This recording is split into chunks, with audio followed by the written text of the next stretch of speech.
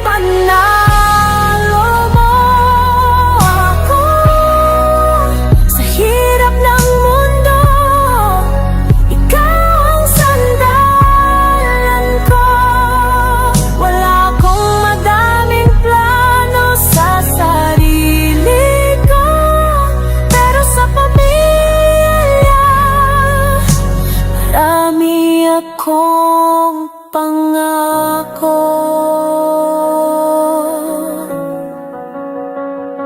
Sa bawat pagkadapa, ikaw ang gabay. Sa bawat pagluto,